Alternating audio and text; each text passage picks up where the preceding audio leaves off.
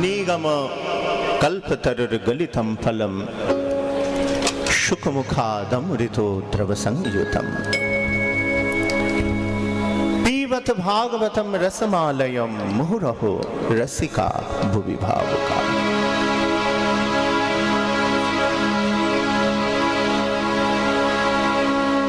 जय श्री राधे।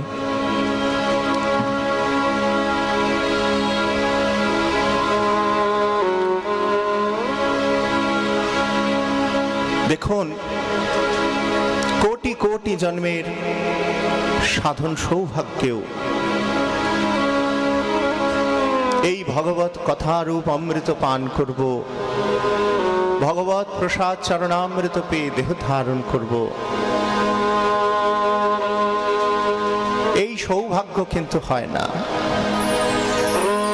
আপনাদের এই আসরে এসে এই যে ভাগবতীয় কথায় এত উন্মাদনা, এতে বড় উৎসাহ হয়। গোস্বামীগণ বলছেন, কৃষ্ণ ভক্তি রস ভাবিতামতি ক্রিয়তাং যদি কুতপি লভ্যতে তত্র লোল্লমোপি মৌল্যমেকলম জন্মকটি সুকৃতৈর্ন লভ্যতে। জন্মকটি সুকৃতৈর্ন লভ্যতে। কোন সুকৃতির দ্বারা যেন না মনে করি যে এই ভক্তি লাভ হয়েছে। সুকৃতির দ্বারা কর্মফল ভোগ হয়, কিন্তু ভক্তি লাভ এ প্রভুর করুণায় লাভ হয়। জয় জয় রাধে।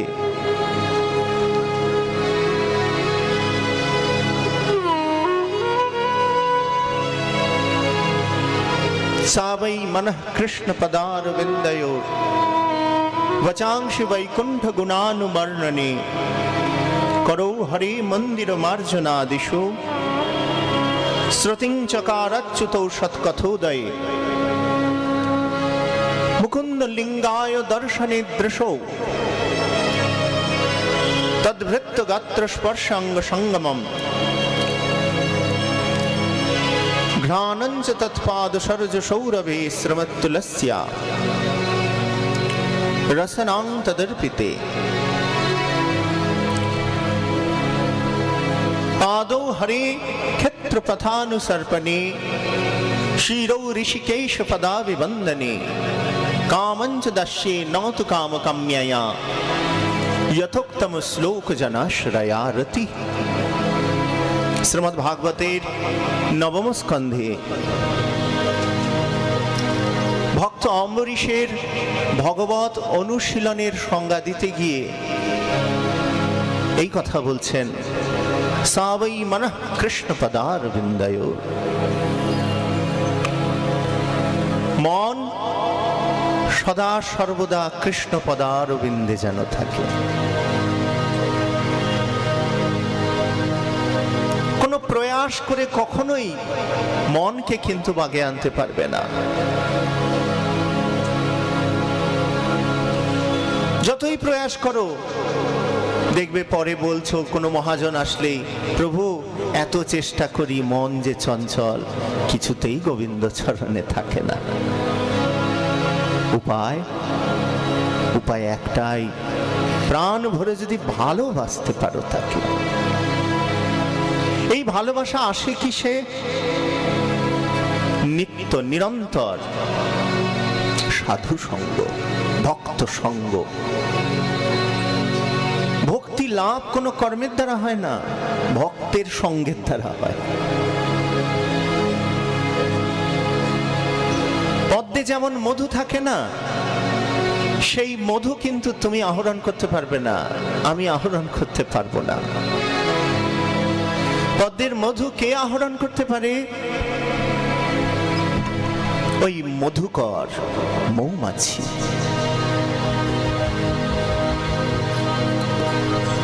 এবং আহরণ করে সেগুলি সঞ্চয় করে কোথায়? মৌচাকে। সেই মৌচাকে গিয়ে যদি তুমি আঘাত করো, মধু পাবে। তেমনি এই ভক্তি মধু আছে ভক্তির মহাজনের কাছে, ভক্তের কাছে।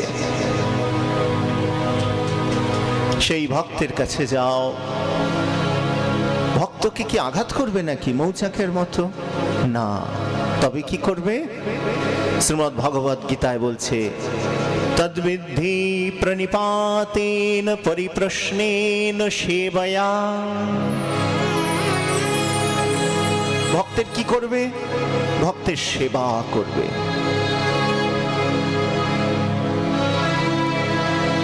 ভক্তের সেবা কিভাবে করা যায়? বাহ্যিকভাবে দেখা যায় ভক্তের সেবা করা যায় চরণ ধুয়ে দিয়ে,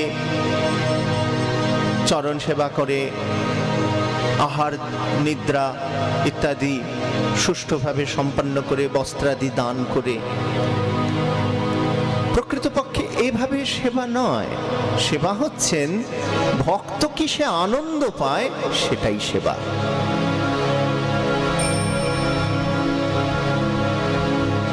সেবা কথার খুব সহজ অর্থ হচ্ছে, আমি যার সেবা করব সে কিসে আনন্দ পায় সেটা করার নামই সেবা।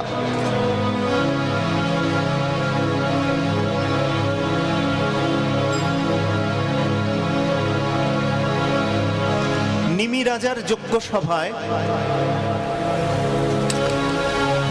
নিমি রাজার যজ্ঞ সভায় 9 জন যোগীন্দ্র এসেছিলেন। এই 9 জন যোগীন্দ্র কবি হরি অন্তরিক্ষ, দ্রুমিল চমস, করভাজন পিপ্পলায়ন, অবিহোত্র, রাজা ভরতের কনিষ্ঠ 9 জন ভ্রাতা। সেই রাজা ভরত, যার নামে অজনাভ বর্ষের নাম ভারতবর্ষ হয়েছিল। সেই ভরত যিনি হরি ভজতে ভজতে হরিণের মায়ায় পড়েছিলেন।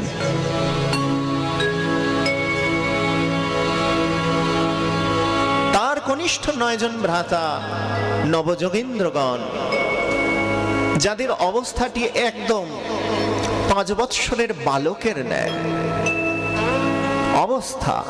অবস্থা কেমন? 5 বৎসরের বালকরা যেমন হয় সেই রকম নিষ্পাপ, শিশু সুলভ, ব্রহ্মজ্ঞ ভগবত ভক্ত চূড়ামণিগণ এই 9 জন ভ্রাতা এসেছিলেন নিমি রাজার যজ্ঞ সভায়। তাদের আগমনের সঙ্গে সঙ্গেই সেই যজ্ঞ সভায় যজ্ঞের অধিষ্ঠাত্রী দেবতাগণ মূর্তিমন্ত রূপ ধারণ করে হাত জোর করে প্রণাম করে তাকে স্তুতি করছেন। তাদের নিমি রাজা বুঝলেন এরা তো সাধারণ কেউ নয়। সাধারণ হলে কি যজ্ঞের অধিষ্ঠাত্রী দেবতারা তাকে স্তুতি করে? এরা অবশ্যই অবশ্যম্ভাবী ভগবত ভক্ত চূড়ামণিগণ এসেছেন আমার ঘরে। কি সৌভাগ্যের বলুন তো, অযাচিতভাবে যদৃচ্ছাক্রমে রাজার যজ্ঞ সভায় যদি ভক্তের আগমন হয়। নিমি রাজা প্রত্যুত গমন করে ওই 9 জন যোগীন্দ্রকে বসিয়ে হাত জোর করে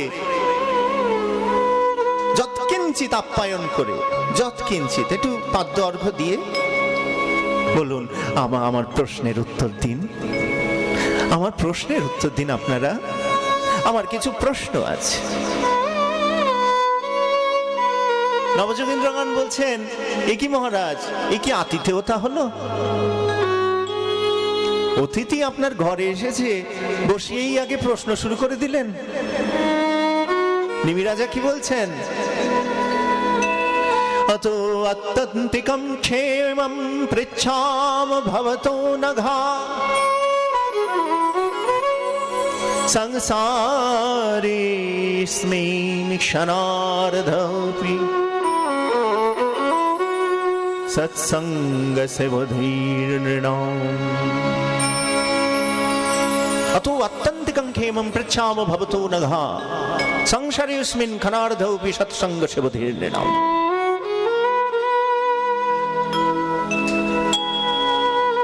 হে যোগীন্দ্রগণ, আপনাদের মতো ভক্তগণ সংসারী গৃহীর ঘরে গোদহন কাল পর্যন্তই থাকেন। মহান্তের স্বভাবেই তাড়িতে পামর, নিজ কার্য নাই তবু যান পরঘর। নিজের দরকারে যায় না কিন্তু সাধুরা, নিজের প্রয়োজনে যায়। জীবের দ্বারে দ্বারে আমার নিতাই গৌর সুন্দর ভিক্ষা করতে এসেছেন হাত পেতে।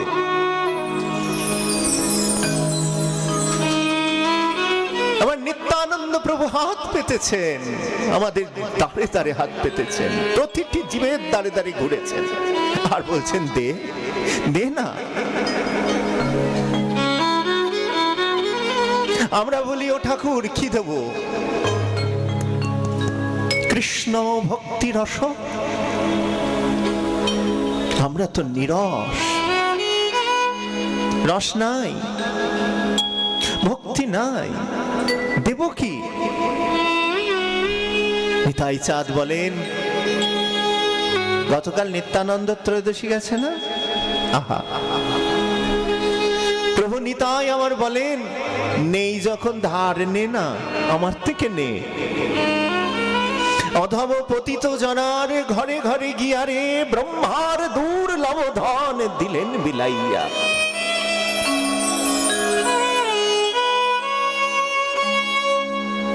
আমরা জিজ্ঞাসা করি, প্রভু তুমি ধার দেবে? তুমি তো আমাদের কাছে ভিক্ষাই করতে এসেছিলে,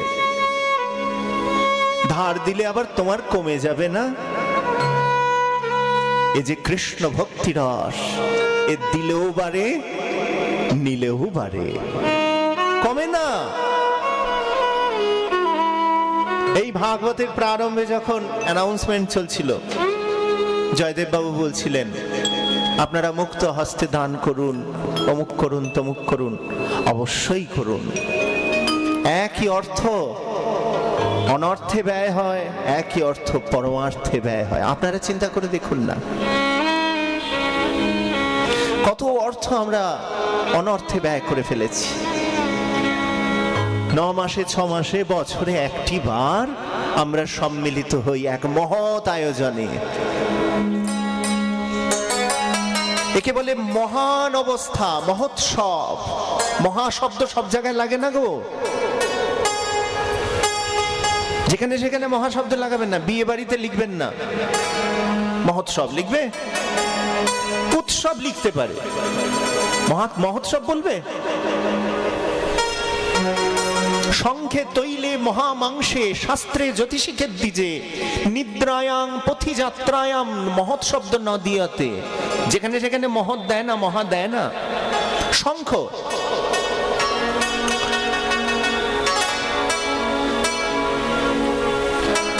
দেখুন শঙ্খ অনেক প্রকারের হয়। দেবী শঙ্খ, পাঞ্চজন্য শঙ্খ, দেবদত্ত শঙ্খ, দক্ষিণাবর্ত শঙ্খ। কিন্তু একটা শঙ্খকে কিন্তু মহাশঙ্খ বলে না, খেয়াল করে দেখবেন। এত বড়, যত বড়ই শঙ্খ নিয়ে আসুন, মহাশঙ্খ এনেছি বলতে পারবেন না। কেন জানেন তো? মহাশঙ্খ বলে তান্ত্রিকরা কারণ পান করে না মানুষের মাথার খুলিতে, এই মাথার খুলিটা তান্ত্রিকরা কারণ পান করে, ওটাকে বলে মহামাংস। হ্যাঁ, তৈল, কবিরাজি তেল, বাতের ভালো মহৌষধ, যতই বলুন কিন্তু মহাতৈল বলবেন না। নরদেহ থেকে যে তেল নির্গত হয় তাকে বলে মহাতৈল। মাংস, নরমাংসকে বলা হয় মহামাংস। শাস্ত্রে জ্যোতিষিকের দ্বিজে, জ্যোতিষ, এই আসতে গিয়েই দেখলাম কত পোস্টার, অমুক জ্যোতিষ, আদি জ্যোতিষ, অনাদি জ্যোতিষ, কত জ্যোতিষ ভর্তি। কিন্তু মহাজ্যোতিষ বলবেন না।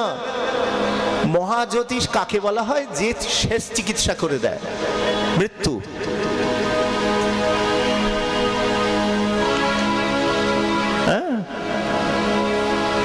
জ্যোতিষ হচ্ছে চণ্ডাল গ্রহ রাহু। দ্বিজ ব্রাহ্মণ, খুব ভালো ব্রাহ্মণ, অনেক ক্রিয়াকাণ্ড করে। মহাব্রাহ্মণ বলে ফেলবেন না। যারা শ্মশানে মরা পোড়ায় ডোম, তাদেরকে বলা হয় মহাব্রাহ্মণ। শঙ্কে তৈলে মহামাংসে শাস্ত্রে জ্যোতিষকে দ্বিজে নিদ্রায়াং পথিযাত্রায়াম মহৎ শব্দ ন দিয়ত। নিদ্রা, ঘুমিয়েছে, 4 দিন ধরে ঘুমোচ্ছে, বলবেন না মহানিদ্রা দিয়েছে। মৃত্যু, মহানিদ্রা হচ্ছে মৃত্যু, আর জাগবে না। পথিযাত্রায়াম, 4 ধাম যাব, এই 4 ধামে যাব, মহাযাত্রায় যাচ্ছি, বলবেন না। মহাযাত্রা বাসে করে নিয়ে যাওয়া হয় শ্মশানে, ওটাই মহাযাত্রা। আর আমাদের সৌভাগ্য দেখুন, মহামহোৎসব, মহাপ্রভু, মহানাম সংকীর্তন, এর থেকে মহান কিছু হতে পারে না। এখানে আহ্বানও নেই, বিসর্জনও নেই। নারী পুরুষ বালক বৃদ্ধ মুচি মেথর ধনী নির্ধন সকলের আহ্বান আছে। পারবেন একটি বিয়ে বাড়িতে অযাচিতভাবে প্রবেশ করতে? পারবেন না কিন্তু। ওই দেখ বিয়ে বাড়ি, চল ভেতরে প্রবেশ করি।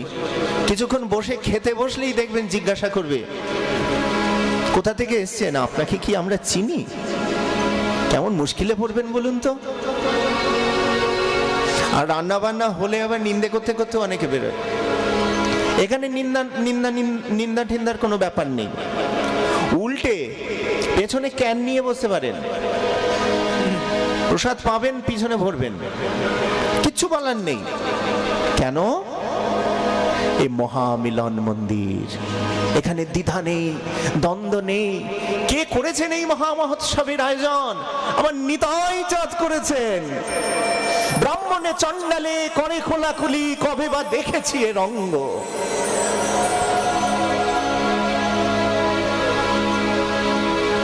এখানেই ভালোবাসা আসে, এখানেই প্রেম আসে। তাই নিত্যানন্দ প্রভু দুবাহু প্রসারিত করে হাত পেতে বলছেন, কি বলছেন? বদন ভরিয়া গৌর বলিয়া দুবাহু তুলিয়া নাচরে। বদন ভরিয়া গৌর বলিয়া দুবাহু তুলিয়া নাচরে। প্রেম বারি ধারা বহিবে নয়নে, পুলকিত তনু হবে রে।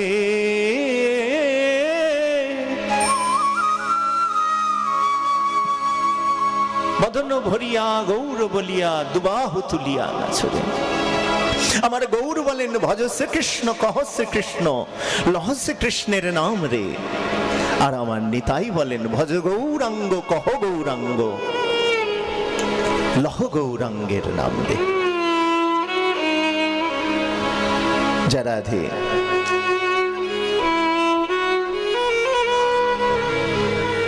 তাই আগে মন ভগবৎ চরণে দাও এবং তার জন্য ভক্ত সঙ্গ করো। নিমি রাজা তাই বলছেন, হে যোগীন্দ্রগণ, অত অত্যন্তিকং ক্ষেমং পৃচ্ছাম ভবতো নঘা সংসারে অস্মিন ক্ষণার্ধোপি সৎসঙ্গ সেবধের নাম। তে কেমন সেবা করলো নিমি রাজা? কেমন সেবা করলেন? বসিয়ে বসে খালি প্রশ্ন করলেন? হ্যাঁ, ভক্তের সেবা সেখানে। আর বলতে পারেন, জগতের সব থেকে শ্রেষ্ঠ সেবককে?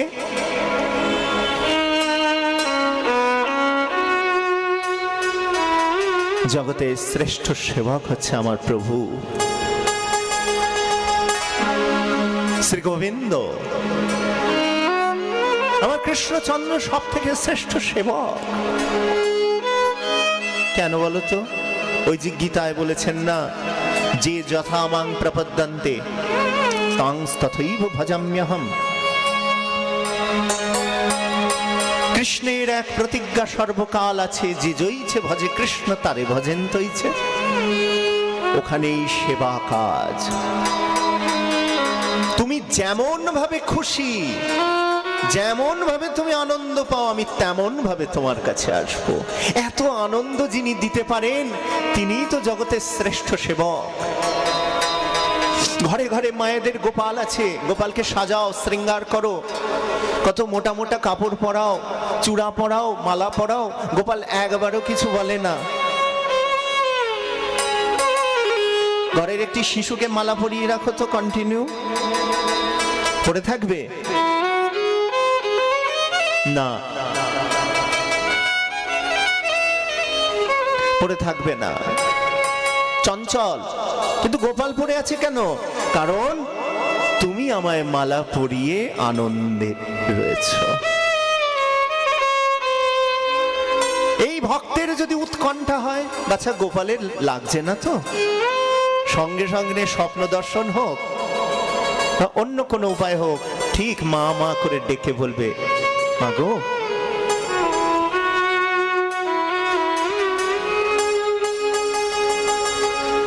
আমার কষ্ট হচ্ছে, মালাটা খুলে দাও, আমার খিদে পেয়েছে, আবদার করবে। কারণ তোমার উৎকণ্ঠা, তুমি চাইছো গোপাল আমার কাছে আবদার করুক। না চাইলেও আবদার করে, না চাইলেও আবদার করে। এই বনগা প্রদেশে সীতানাথের ধারায় বহু গুরু ভাই বোনরা আছেন। সীতানাথের বংশে ছিলেন বিজয় কৃষ্ণ গোস্বামী, দশম পুরুষ। উনি প্রথম জীবনে ব্রাহ্ম সমাজ করতেন।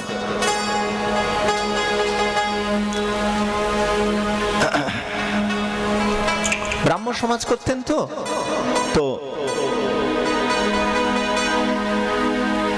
হঠাৎ করে একদিন চেয়ারে আরাম কেদারায় বিশ্রাম করছেন, আর ব্রাহ্ম সমাজ যারা করেন তারা ব্রহ্মবাদী।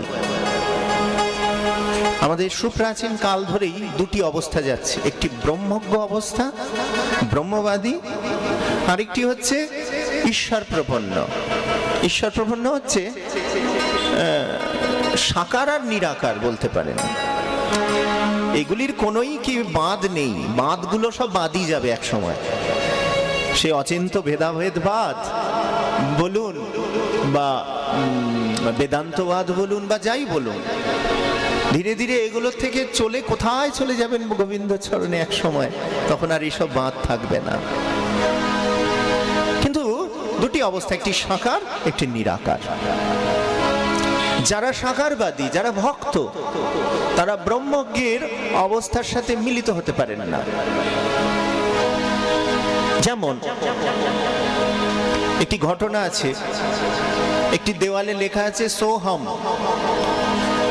সংস্কৃততে সোহম কথার অর্থ হচ্ছে সেই আমি, মানে ওই ঈশ্বরই হলাম আমি। সোহম, সো অহম, সা অহম, এটা ব্রহ্মজ্ঞের অবস্থা। তো সেখান দিয়ে এক ভক্ত যাচ্ছে, ভক্ত দেখলেন সোহম, আমি সে, না না না না, হতেই পারে না, আমি সে নই, আমি তার দাস।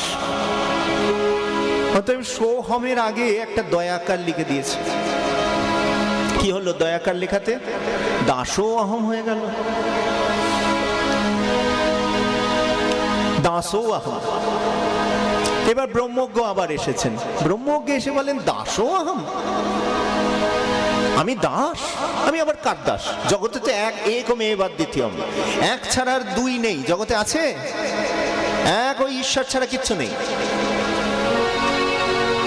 ওই এক ছাড়া কখনোই দুই হতে পারে না। তাহলে দাসও অহম, দাস আমি, আমি আবার কার দাস? যদি দাসই হই তাহলে আমি নিজেই নিজের দাস।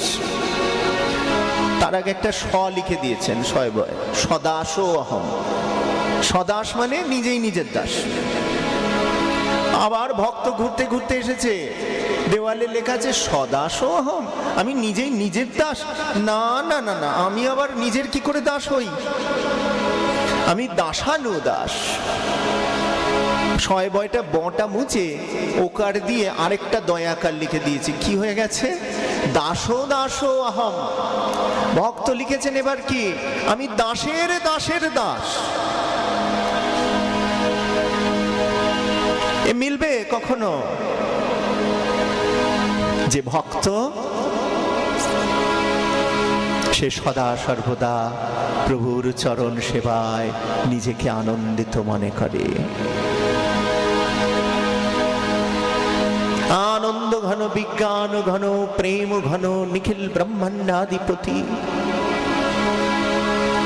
ত্রজ্জা চৌপনিষদ্ভিশ্চ সাংখ্যযোগৈশ্চ সত্যতৈরুপগীয়মান মাহাত্ম্যম হরিং সামান্যতাত্মজম। শ্রীমদ্ ভাগবতে বলছেন, ত্রিবেদ যাকে ইন্দ্র বলেন, উপনিষদ যাকে ব্রহ্ম বলেন, সাংখ্য যাকে পরমাত্মা বলেন, যোগমার্গ যাকে পরম পুরুষ বলেন, ভক্তি শাস্ত্র যাকে ভক্ত বৎসল বলে যার গুণমহিমা কীর্তন করছেন, সেই দুরন্ত শক্তি বিচিত্র বীর্য পবিত্র কর্মণি অচিন্ত অনন্ত মহাশক্তির লীলা নিকেতন, শুদ্ধ বুদ্ধ মুগ্ধ আনন্দ ঘন, বিজ্ঞান ঘন, প্রেম ঘন, নিখিল ব্রহ্মাণ্ডাধিপতিকে মা যশোমতী নিজের কোলের সামান্য শিশু ভেবে মৃদু চট্টাঘাতে অচেতন করে ঘুম পাড়িয়ে রেখেছেন। হ্যাঁ, কে বলে গেছেন? বলে গেছেন সেই গর্গাচার্য ঋষি। কি বলে গেছেন? কৃষ্ণ নাম রাখে গর্গ ধ্যানেতে জানিয়া। তিনি বলেছেন নারায়ণ সমগুণ, এই সাক্ষাৎ নারায়ণ, তিনি বুঝে নাও, তিনি এসেছেন। এত কথা শুনেও মা যশোমতী বলছেন, আমি আর আমার ছেলে, ও যে আমার সন্তান, আমার আত্মজ, আমি তাকে আদর করব, আমি তাকে পিটাবো, আমি তাকে বাঁধবো। নজান্তর্ন বহির্যস্য ন পূর্বং ন পিচাপরম পূর্বাপর বহিশ্চন্ত। যার আদি নেই, অন্ত নেই, ভিতর নেই, বাহির নেই, পর নেই, পূর্ব নেই, তাকে মা যশোমতী বাঁধছেন। আর গোপাল কৈফিয়ত দিচ্ছেন, কি বলছেন? মাতা পুনর্ন করিষ্যামি, আর করবো না, কোনোদিন করবো না। কি করবি না? আর দধি ভাণ্ড ভাঙবো না।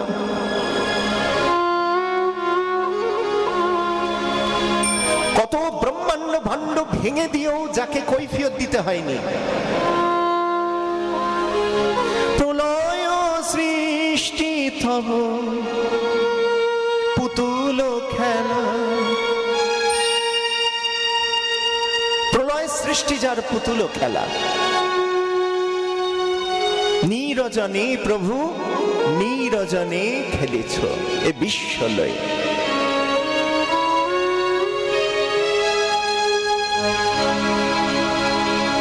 শূন্যে মহায়াকাশে তুমি মগ্ন লীলা বিলাসে। ভাঙিছ গড়িছ তুমি ক্ষণে ক্ষণে, নীরজনে প্রভু নীরজনে খেলেছ।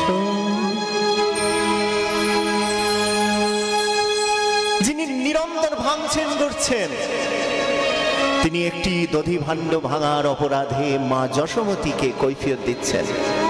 মাতা পুনর্ন করিষ্যামি, আমি কোনোদিন করবো না এরম অন্যায়। যাকে বাধা যায় না তাকে প্রেম ডোরে বেঁধেছেন মাতা। নূপুর দিয়ে চরণ বেঁধেছেন, কিঙ্কিনি দিয়ে কোটিদেশ বেঁধেছেন, মাল্যের দ্বারা কণ্ঠ বেঁধেছেন, উভচূড়া দিয়ে বেঁধেছেন শিরদেশ। আর স্নেহ দিয়ে বেঁধেছেন স্বয়ং সচ্চিদানন্দকে।